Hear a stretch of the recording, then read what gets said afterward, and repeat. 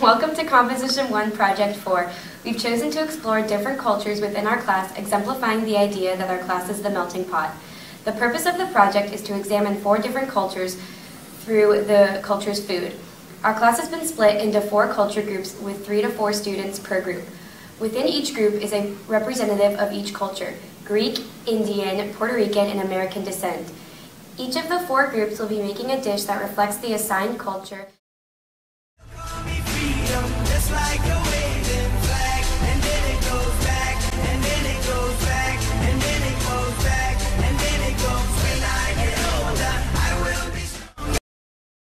Hello, I'm David, and this is Camila from the Puerto Rico team. I'm going to ask you some questions on your dish and a little bit about your culture. So let's start off asking, what's the dishes that you guys are going to prepare for us? We're doing arroz con gandules, pernil, tembleque, pasteles, and they're all known to be nutritious and from Spain. They originated in Spain and brought to Puerto Rico. Okay. How is that food significant in your culture? Well, it's significant because we represent it in holidays, and it signifies what we do and how and what we eat when we go around to different places. Because the only thing that's very common is arroz con gandules, which is in other countries also known as arroz con gandules, but it's known with a different name.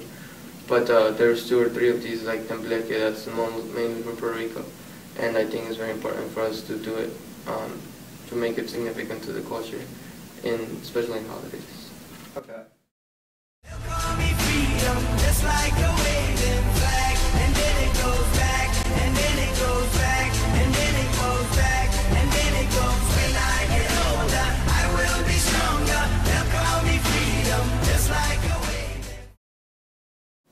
Hello, this is David again, here with Thomas from the USA team.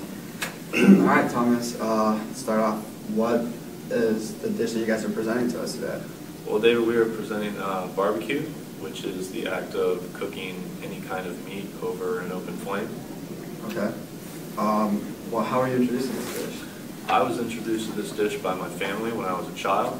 We would either cook in the backyard, say on Sundays, or we would go to the neighborhood park and just kind of make a nice festive day out of it.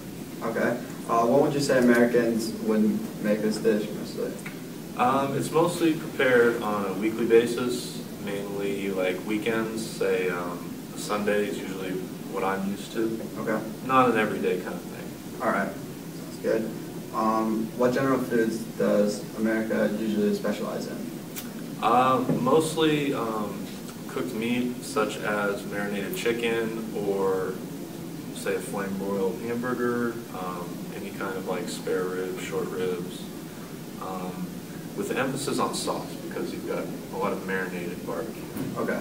As recipes are refined and passed down through generation to generation. So you really have to mention the sauce. Alright, the sauces. Mm-hmm. Okay. Absolutely. Okay, so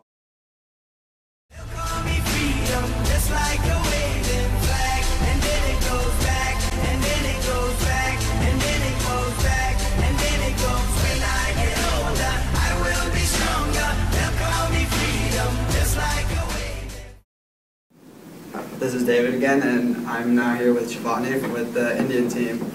Shivani, what's the dish that you guys will be presenting today? We'll be presenting chana, which is garbanzo beans in a tomato and onion gravy, and you eat it with a toasted and buttered flatbread.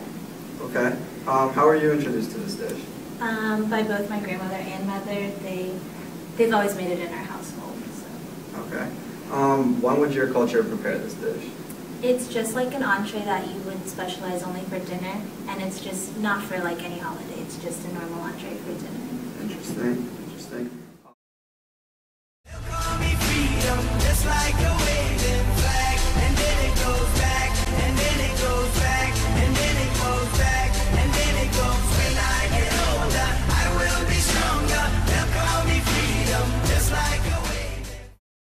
Hello, I'm David, and this is Billy Macris from the Greece team.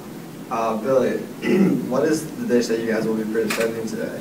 The dish that we're going to be presenting is called spanakopita, which is spinach pie. It has phyllo dough, spinach, feta cheese, butter, oil, and spices. Okay. How is this dish significant in your culture?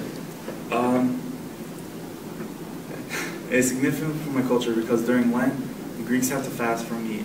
So spanakopita is made from spinach and cheeses and phyllo dough, and there you go. Okay. How would you be introduced to this dish? I was introduced by it because my mom always made it, and she makes it really frequently. Okay. What are the general foods that your culture specializes in? So we specialize in olives, olive oil, goat cheese, goat milk, grapes, and that's it. Okay.